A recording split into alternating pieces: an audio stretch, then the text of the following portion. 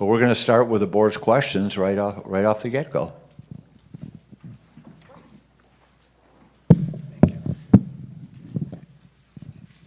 Good afternoon. Good afternoon. Dr. Jenkins, we're happy that you're here today and that we brought beautiful weather for you. Yes, most definitely. I'm happy to be here today. I got a chance to wear my interview shoes, too. I've had these since the last time. And I wasn't going to wear them until I got here to sit in front of you. I'm going to go ahead and put that up front. Okay? Wonderful, wonderful. All right, so we'll jump right into it with the first question you'll receive today. This one is regarding student achievement, and I'll read the question. It's fairly lengthy, so I'll read it a second time just so you can soak it all in. It reads, distinguish between academic growth and proficiency, and give an example of your experience in developing and implementing initiatives for improving both. In your answer, please discuss your specific role, who and how you engaged others in the process, and the impact on student achievement outcomes. So I can read through that again if you'd like, real quick. Yes, please. All right, distinguish between academic growth and proficiency, and give an example of your experience in developing and implementing initiatives for improving both. In your answer, please discuss your specific role, who and how you engaged others in the process, and the impact on student achievement outcomes. Okay, that's a great question.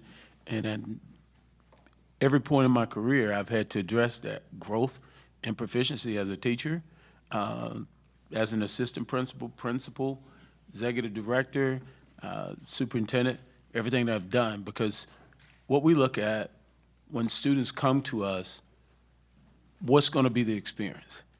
And they come to us differently, right? So we think about the growth part of where we receive the student. Some students in the second grade may be on a fifth grade level.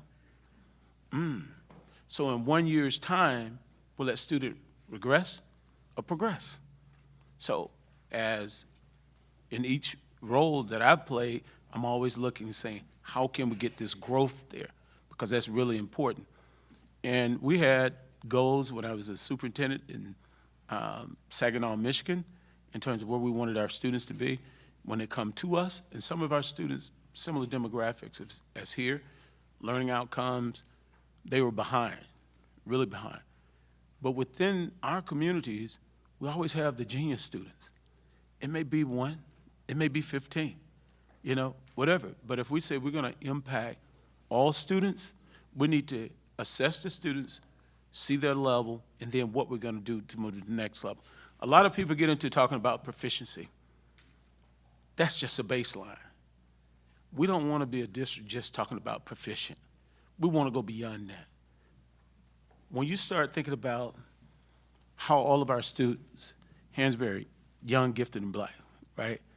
So if I'm gifted, why are you just giving me third grade work in the third grade?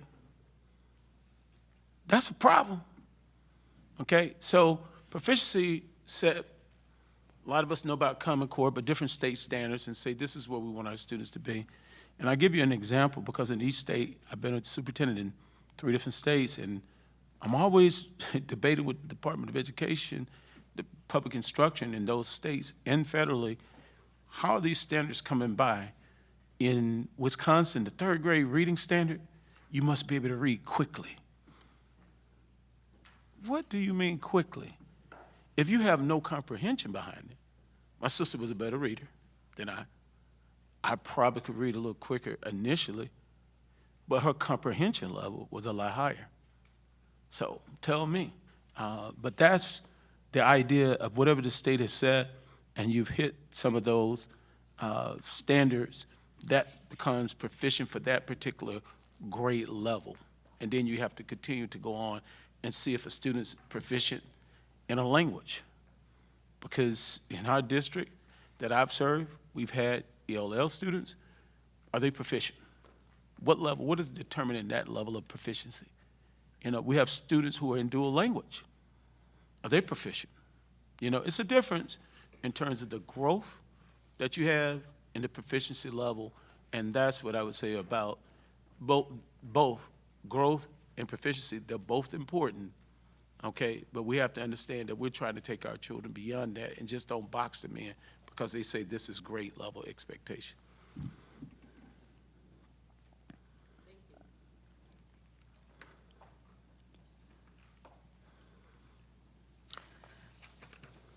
We're now in the area of business and finance. And I'm Reverend Al Greenboard, Chair District 2. Describe your process for evaluating, securing, and monitoring the financial needs of a school district.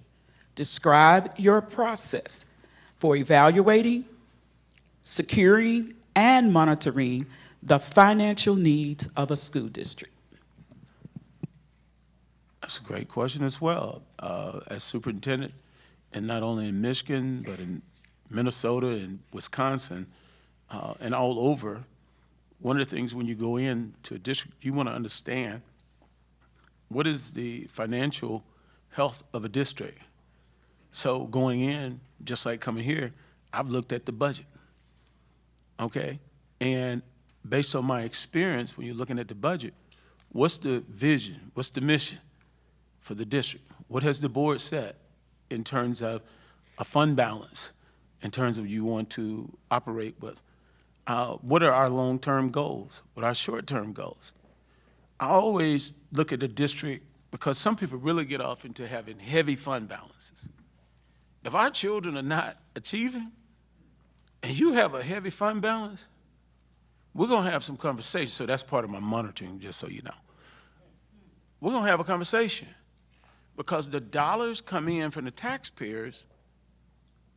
I believe they want to direct them to doing what's best for students. If you're going to do what's best for students, you have to think about the staff. You have to think about the whole child, the whole district, from an academic standpoint and from a socio-emotional standpoint. So I'm meeting with my direct reports, they're meeting with their direct reports, and we're making an analysis of our health at all times.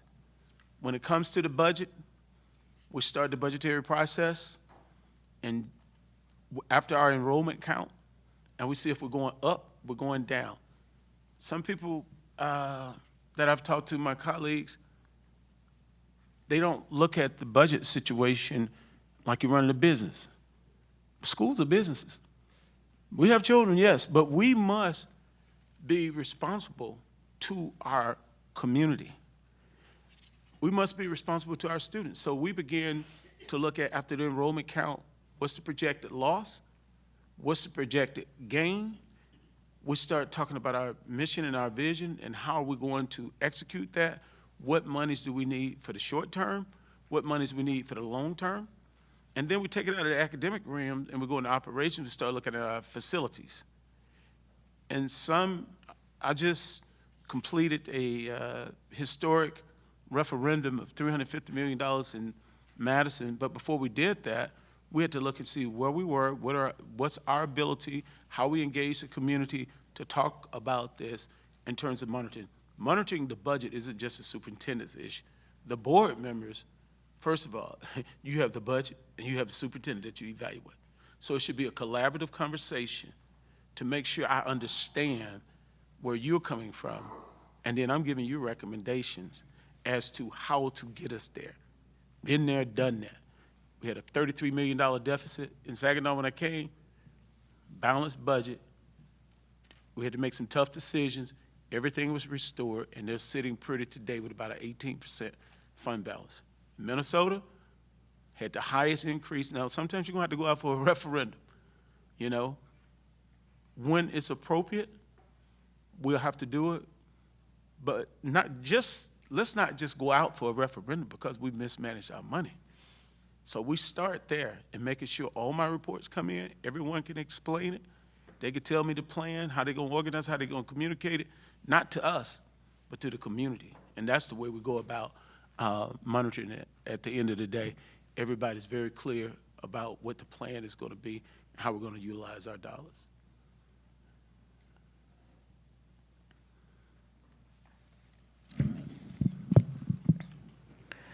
What is your expertise and knowledge of these facilities maintenance? management? Okay.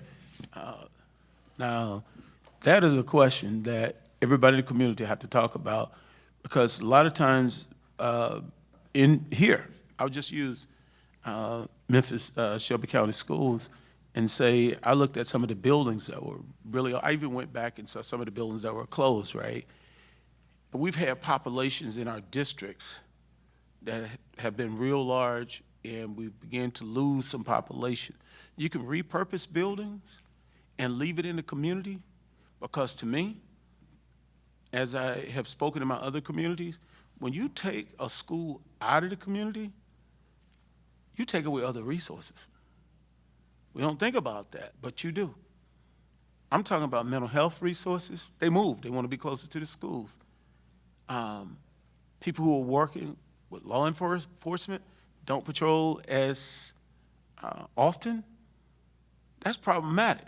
So when you're thinking about the facilities, you don't just look at them and say, we want a pretty building. The building must have a purpose. The maintenance of a building must take place just like in your own home. And so if you have maintenance that you're deferring and you continue to defer it, it grows into a number that no one really wants to talk about it, because you have other issues that have built up over time. You must have a well-articulated strategic plan that speaks to deferred maintenance. We must also advocate, I know the funding is more county, but the city, those buildings sit in your city, in the county, and the state, and the federal government. We must be talking to everyone about the health and safety of our community. And for us to be able to do that, we have to have a well-articulated plan. This is what I've done. I'm not talking about what I would hope to do. I would do the same thing here. I go line item by line item to make sure that how we're utilizing our dollars is going to be good for our community. It's going to be good for our children. And if you do everything with children in mind, everything else flows like music. That answer your question? Thank you. Okay. Thank you. The next question has to deal with governance and board relations. Please describe your experience working with school board. Include examples of how you have kept and how you would keep all board members informed on the issues, needs, and the operations of the district. That should be 101, 102, 103, 104, 105 class for anyone who think they want to embark upon this journey. My first superintendency, one of the board members said during the interview, remember, Dr. Jenkins, if you so get this job, you're going to have in that place 7 board members. I'm fresh, I'm new, superintendent, you know, I'm like, all the board members agree on everything, it's not going to be an issue.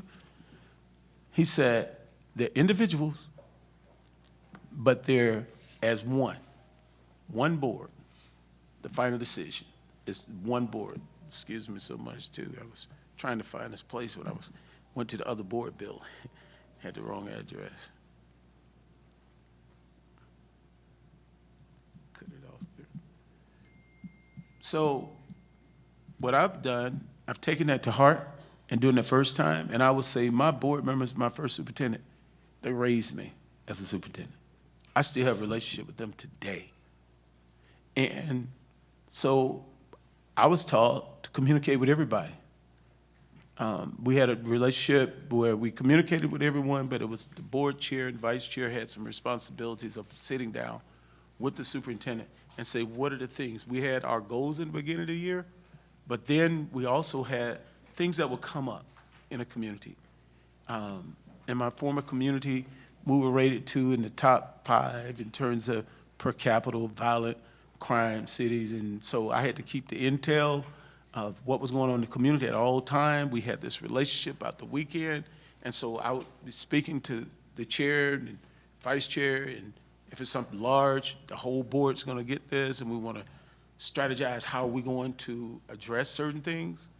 But you have to know the boards that you're working with, but the key is to make sure that everyone has information. I can't advantage one board member in a meeting over another board member. When you do that, it's not if you're gonna get a divorce, it's when you're gonna get a divorce. And I've been married 34 years. I haven't been perfect, but I surely communicate with her, you know? So that's where I treat my relationship with the boards. And so everywhere I've been, I have relationships still with them. And then you do know this, we're human beings. Sometimes you have to communicate a little extra, even though you've given it to everyone, to certain board members. You do. You just have to. And I pride myself on the board member being able to say, I wasn't surprised. And I also ask the boards that I work with, don't surprise me. If we get to the table and we've agreed on something, don't do that. That's not a good relationship. Divorces are reciprocal, okay? Let's just stay in it. Make a commitment. We may not be in love every day, but let's make a commitment to treat one another well.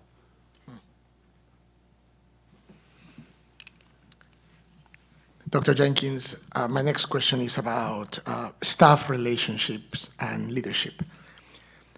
So could you describe your leadership style, giving specific examples of how do you motivate employees and how do you resolve differences that arise among them?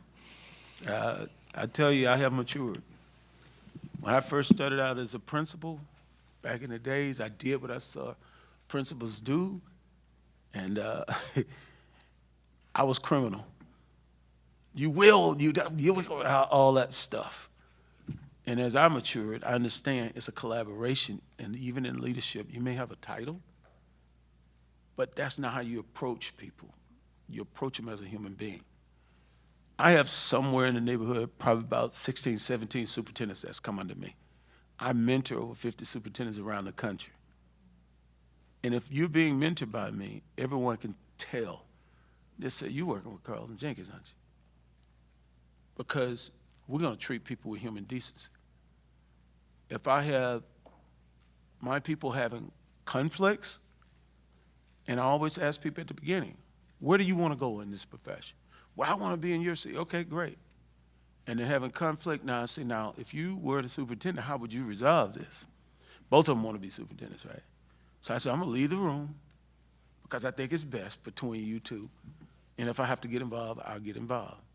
So there are certain things that I will say that are non-negotiable with individuals as I'm leading them. You don't play around with our children. You don't play around with the money. You do your job. We're all gonna be professional. If you have conflict, I expect, and I know that you can, resolve the issue. If we have projects, I used to have to be, in my mind, on this project, on this. No, you hire good people and you coach them up. And so those individuals who become superintendents now, even some of them thought that I was a little strict, and they come back and say, I find myself saying the same thing you said to us, you know? So, and I didn't just get that. That was also through mentorship. I've had a lot of mentorship throughout my career. Almost any topic you can think of, I've had a mentorship relationship with someone, and still have mentors today. Yeah. All right.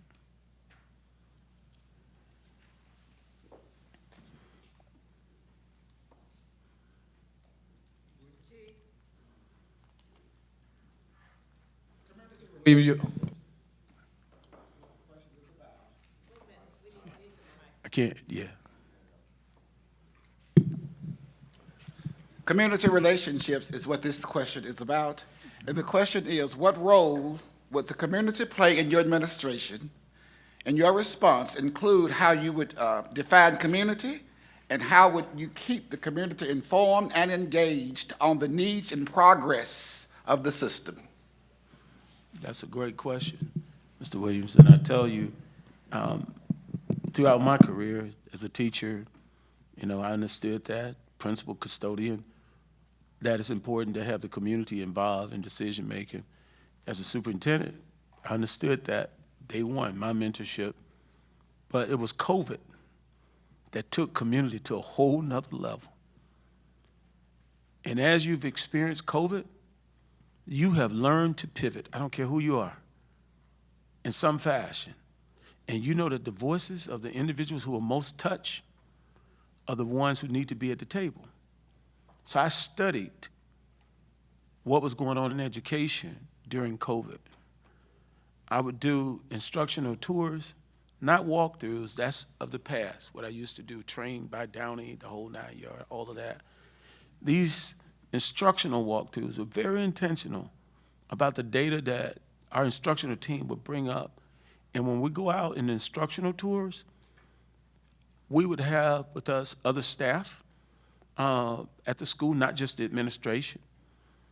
I talked to my parent group about instructional tours, and then we do environmental scans. This is just one example, because on the budget, doing strategic budgetary realignment during COVID, I had conversations with over 27,000 individuals during COVID in terms of how we were managing COVID. Each situation, you have to know the ultimate impact. Across the country, we had children who just, during COVID, stepped out of school. And we did not follow through. I apologize right now to every black and brown parent in the United States, because I'm gonna give it to you real. Our children who were behind fell even further behind. We were wrong as educators. And if it happened in California, it happened in Wisconsin. If it happened in Wisconsin, it happened here. And so I apologize for that. And we've got to bounce back. So we heard the voices. We would go out in the community and talk to the parents. They say, no, my kid's not going to school. But Dr. Jenkins, nobody's calling. So when you hear the community speak, you must find ways to strategically get them involved. COVID taught us schooling is just not between our walls, it's in the whole community. And parents had some suggestions for us during COVID that I'm carrying on today.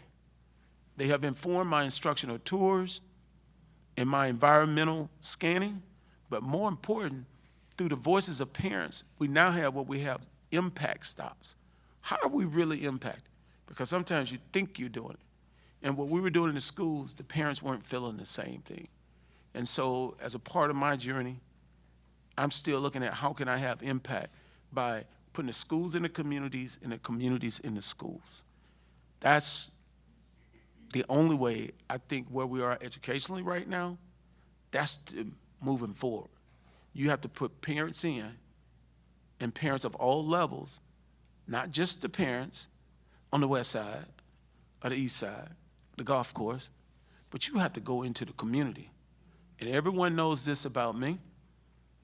I involve the community. So you may be Mr. or Mrs. or Dr. whoever, you sitting right next to my organic scholar, somebody who knows what's going on in our community.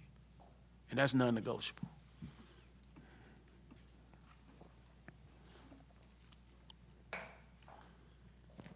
Max. Well, that concludes our questions. So we have some time. The floor is going to be yours, Dr. Jenkins. And we'd love to, hear your, if you have any closing remarks, anything you'd like to share, anything you wanted to add to the answers you gave, or provide answers to questions that weren't asked. So it's all yours. Yeah, I definitely would want to add to one question for sure. Oh no, we can't allow. We're not allowing questions. No. No, I'm not asking. Oh, I'm questions. sorry. I didn't hear that I'm not correctly. asking. I'm sorry. No. I want to add to something. Yes. Floor is yours. When we talked about growth and proficiency, first of all, that was a great question. And then second of all, I want to add in some of the things that we did when I was in Ohio. Every place, you have to be very intentional, and you can't do the same thing in every place. It doesn't work. You have to get to know the natives first. And the natives will tell you, it's generational for a kid not to be able to read. And we, as a country, are at 35% proficiency rate right now with reading. That means a whole lot of rich white kids can't read, middle class white kids, black kids can't read, but the notion always comes down on black kids. So when I started disaggregating the data in Michigan and in Minnesota and in Wisconsin, and I'm trying to deal with the most marginalized children because that's the language. I said, hold up. We have some other children who can't read. So we should be reading everybody. It's a matter of a national crisis. So I began to sound the alarm with our team, internal, external. We start looking for things. And so what was a part of the implementation? In Madison, we made a historic, the board made a historic decision in terms of the resources that we put in over 2 decades towards the science of reading and letters. Don't get excited, because people buy things, but they don't implement them. So when I'm talking about reading, you have to do it with fidelity, and you'll get it. It's a matter of life and death.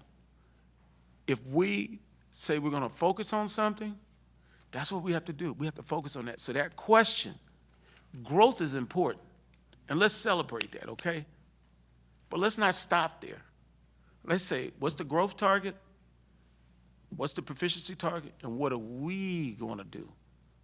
And I tell you, I've had some teachers push back, and I've had teachers jumping in, and if you listen to the people closest to the work, I'm telling you, you can move the needle. You really can. And I've never seen somebody just sit in my seat, go teach every class in the building. I've never seen it, you know? So I wanted to say that on that. And then in my closing, I believe this is so doable. When the merger started, actually 2011 with the legislation right there in 2013, I was sitting over there licking my chops, waiting on the post. So you all think waiting from the last time to this time or something? No, that's nothing to me. I've been waiting a long time to get an audience with this board. These shoes haven't been worn to today, because I said, I'm gonna get an audience with this board. Now, either it's like shouting John, I was gonna be out there talking to y'all one at a time when you come out, but I'm glad to be here, because this community represents the characteristics of who I am, where I come from. My first educators were my mother and my father. My mother was a 15-year-old kid when she had her first child, 17 when she had a second, 19 when she had a third. She had a 10th grade education, vocabulary bigger than mine before she died, even after having my PhD. My dad, you need to know, had a 3rd grade education, quit school, right, to go do the farming to support the family. So when I look at the communities that I come from, and I see who kind of move within the communities, I can tell you those who have a quality education, it really helps. And I'm not talking about everybody going to college, because what you need to know about me, and sometimes my colleagues push back, I believe in articulated skilled trades. I believe in entrepreneurship and college. We have to find the passion of the children and align our actions. You'll see crime go down, and you'll see a community that's safer when you give hope. See, in the superintendent super search, there was a kid said, I don't care if the superintendent's from the outside or the inside. That's what the kid said. I just want them to believe in us and not believe all the negative stuff about all of us. See, I was that kid who needed that, being a project kid. Just one person say, you're gonna be all right, Carlton. And so my parents produced someone not only graduated from high school, but went to HBCU, Mississippi Valley State, where I graduated from, doubled out of UW-Madison, one of the top colleges, and you all know the story. And I've been on the academic faculty at UW-Madison. I teach this stuff. I'm not trying to be no superintendent. Y'all need to know that. I do this for children, okay? And I say to you, I know this is an enormous decision for this community, for you. I don't envy you sitting there doing this, but I just ask, when you go in your closed room and you're thinking, you say, what do our children need in the next leader? What do they need? And I'm gonna suggest to you, and I'm often told, Doc, you're being too humble. Don't be humble this time. Give it to them. Let them know who you are. You know, because I can go there at any corner. I've been there with the top scholars, and I've been in some houses with chemically dependent people, okay, pulling people out. So I'm going to say to you, I'm going to suggest to you, you consider my resume, but don't just stop there. You consider the person who came and sat before you. Why I believe it's doable? I had a major accident, June 16th, and I was told I'd never walk again, never move my hand. I was paralyzed from face down. And I'm in there in rehab, and I'm talking, and my wife said, you get excited when you talk about Memphis. Because you know I'm stubborn. And trouble or not, my God said, that's not your narrative. You will walk again, and you will serve internationally. Okay? I want to be here, but you have to ask yourselves if you want me here. Because what you're seeing in me right now, this is who I really am. That resume is cute, right? Can stand up against anybody. But I'm a real person, a real kid that you see in your streets. Could have gone either way. That's what I want you to know. I could have gone either way. Okay, but I had a praying mom. All right, thank you for giving me this opportunity to give closing remarks.